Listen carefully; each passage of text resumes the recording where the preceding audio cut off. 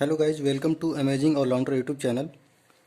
Today we will discuss NCERT Math of class 9th and chapter 6 and the topic is lines and angles. Lines को अगर हम समझें तो lines वो होती हैं जिसकी चौड़ाई नहीं मापी जाती, केवल लंबाई मापी जाती हैं, यानी कि इसे ब्रेथलेस लेंथ भी कह सकते हैं, ब्रेथलेस लेंथ। और यदि दूसरी तरह से समझें तो यदि किसी दो पॉइंट को यदि हम मिला दें तो वो लाइन कहलाती हैं। आप ये भी कह सकते हैं किसी दो पॉइंट को हम इस तरह से भी मिला सकते हैं, लेकिन ज्योमेट्री में हम जब भी बात करेंगे तो हम स्ट्रेट लाइन की ही बात करेंगे, ये टेढ़ी मेढ़ी लाइन की बात नहीं करेंगे। ठीक है, तो लाइंस वो हो गई जिनकी चौड़ाई नहीं मापी जाती, केवल लंबाई मापी जाती है, इसे ब्रेथलेस लेंथ कहते हैं। अगर केवल एक लाइन हो गई तो वो लाइन हो गई, लाइन कहलाएंगी, और यदि एक से अधिक लाइंस हों तो वो लाइंस कहलाएंगी। ठीक है, उसके बाद है इंटरसेक्टिंग लाइंस।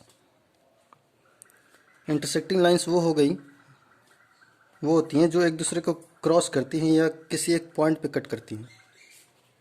जैसे ये दो लाइंस हैं, ये इस पॉइंट पे एक दूसरे को कट कर रही हैं, ये हो गई इंटरसेक्टिंग लाइंस। नेक्स्ट है पैरेलल लाइंस। जब भी दो लाइंस ऐसे खींची जाएं,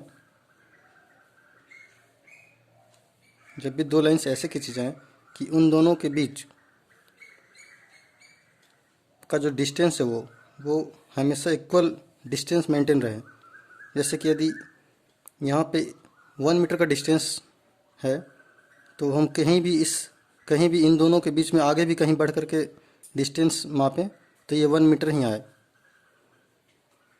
तो ये पैरेलल लाइंस कहलाएंगी।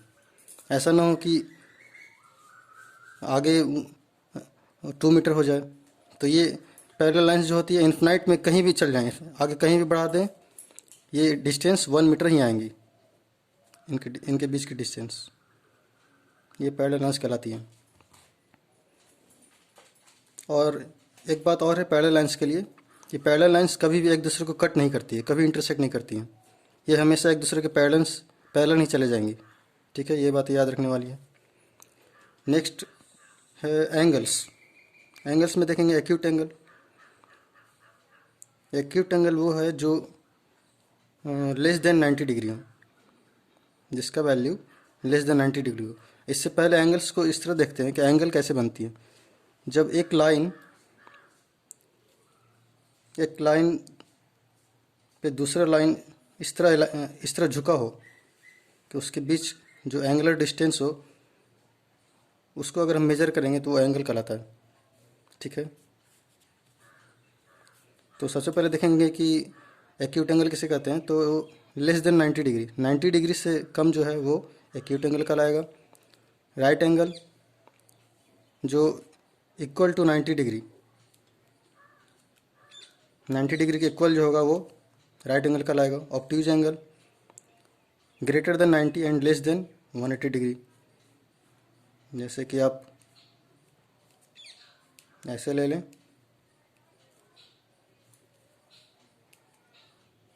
ये हो गया obtuse angle. Straight line angle, यदि किसी स्ट्रेट लाइन, ये दो स्ट्रेट लाइन को, जैसे एक पॉइंट है, ये एक पॉइंट है, इससे दो स्ट्रेट लाइन खींची जा रही हैं, ये दोनों एक दूसरे के बिल्कुल अपोजिट जा रही हैं। देखिए ये एक रे हो, एक ये रे हो गया, दोनों एक दूसरे के बिल्कुल अपोजिट जा रही हैं। तो इन दोनों लाइंस के बीच में जो एंगल बन रहा है वो 180 डिग्री बनेगा, इसे स्ट्रेट लाइन एंगल कहेंगे। नेक्स्ट हो गया reflex angle, reflex line angle. ठीक है, तो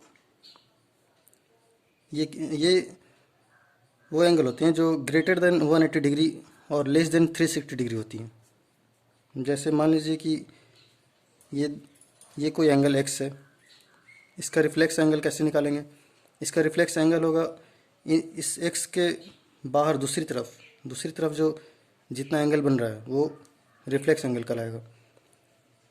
ये 180 डिग्री से अधिक होगा और 360 डिग्री से कम होगा।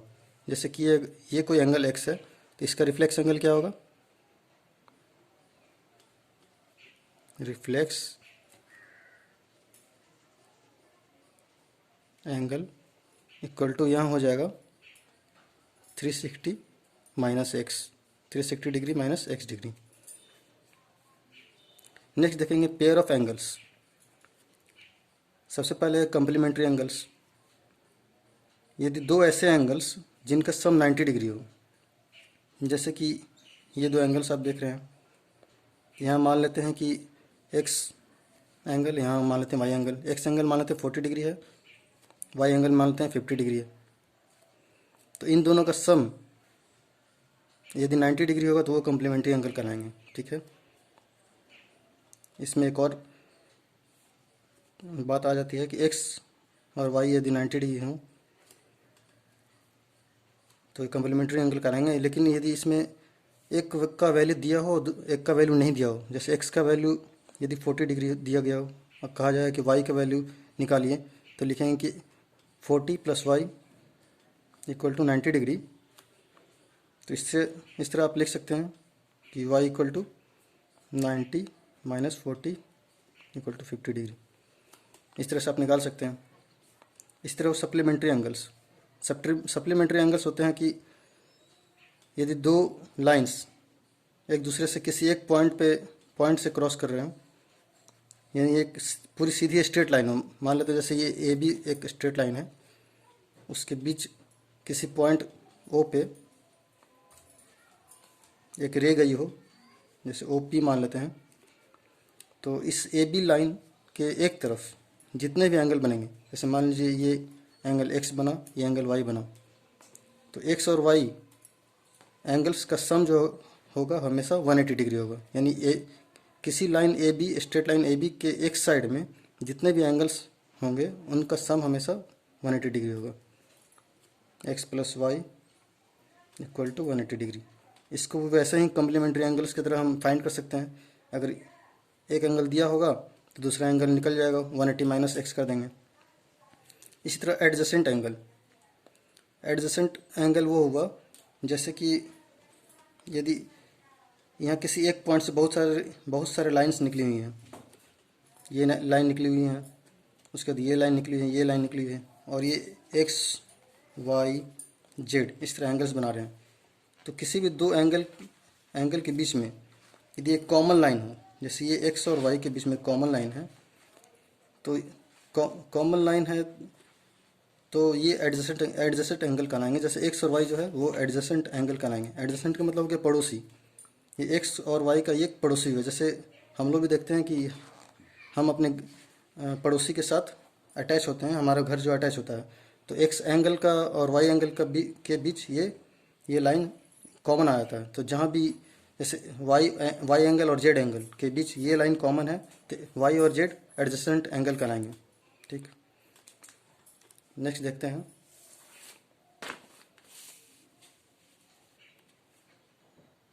Linear pair of angles.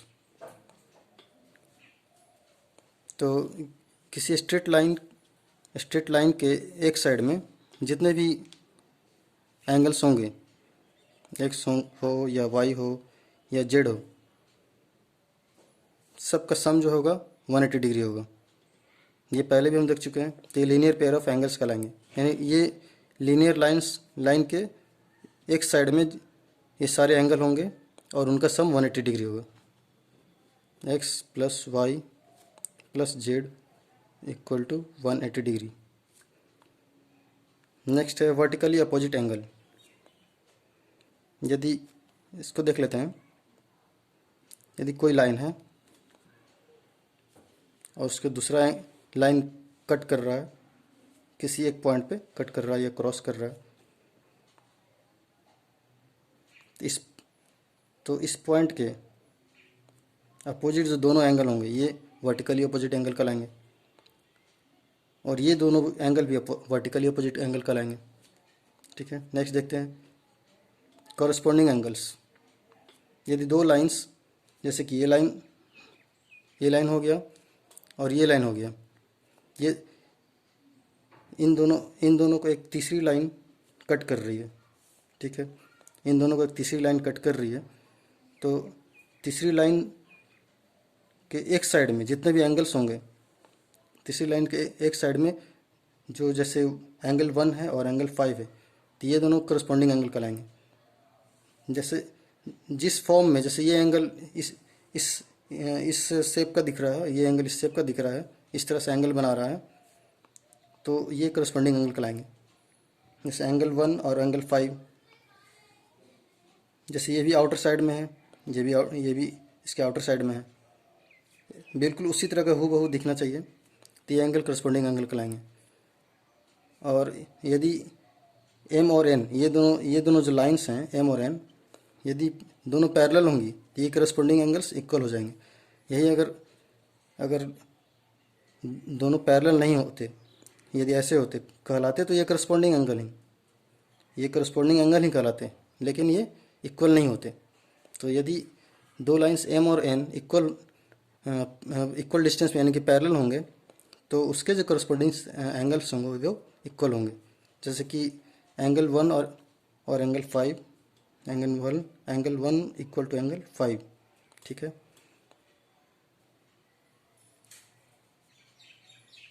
Angle 2 equal to angle 6, angle 2 equal to angle 6, angle 3 equal to angle 7, angle 4 equal to angle 8। Next देखते हैं अल्टरनेट इंटीरियर एंगल्स। अल्टरनेट का मतलब हुआ कि ये जो लाइन कट कर रही है इसको, इस लाइन के एक साइड और उसके अपोजिट साइड, तो ये अल्टरनेट कहलाएंगे। जैसे एंगल 3 और एंगल 6, तो ये इंटीरियर है, यानी इन दोनों पैरेलल लाइंस के अंदर ही हैं। तो अल्टरनेट इंटीरियर एंगल्स एंगल 3 और एंगल 6, ये दोनों इक्वल होंगे। एंगल 4, एंगल 5, ये दोनों इक्वल होंगे। यदि वही एम और एन लाइंस पैरेलल नहीं होती तो फिर ये दोनों इक्वल नहीं होते। नेक्स्ट देखते हैं alternate exterior angles. Alternate exterior angles कौन से होंगे?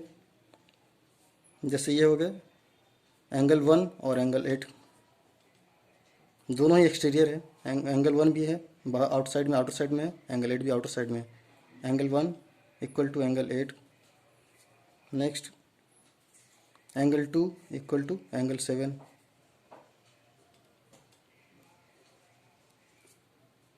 नेक्स्ट देखते हैं co interior angles. Co interior angles कौन से होंगे? ये दोनों लाइंस पैरेलल लाइंस के बीच ये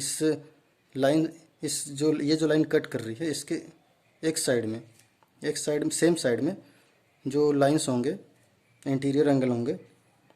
जैसे एंगल 3 प्लस एंगल 5, इनका सम जो है हमेशा 180 डिग्री होगा।